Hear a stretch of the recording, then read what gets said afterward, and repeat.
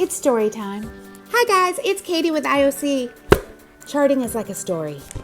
And sometimes your story sucks. Okay, I'm just kidding. But sometimes I read your charts and I'm like, what's going on here? Because the story doesn't make any sense. And I notice that staff are intimidated a lot of times by charts and they think, oh, I can't do anything. I can't touch this chart.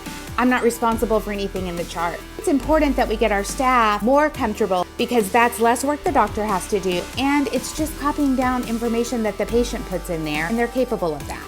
They need to understand that it needs to be accurate. They need to verify it with the patient. And it's how we decide what we can code for. We're not just giving it to the patient to fill up some extra time in the waiting room. Nope, we actually need that information. I used to think this went without saying, but I've noticed it in a few offices that after we get that information and their signature on file, we need to scan that into the chart. If we get audited, they're not just going to take our word on it. Did you get the signature on file? Groovy. No. We actually would have to produce that at a later date. Get an ID and an insurance card scanned into the file. If we ever have a spelling issue or need to prove that they were in the office, that's super helpful. Let's get our staff comfortable with the beginning parts of charting, history, and making sure that we don't have contradictory information. We get through so much clicking in the chart. A lot of times I see patient doesn't have any allergies. 3 clicks later. Patient's allergic to sulfur drugs. Okay, well, that story doesn't make any sense.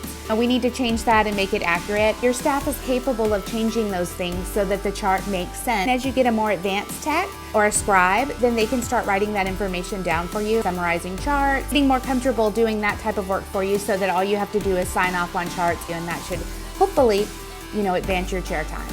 So good luck, guys, with your charting and your story time. Have a great week. Make it work.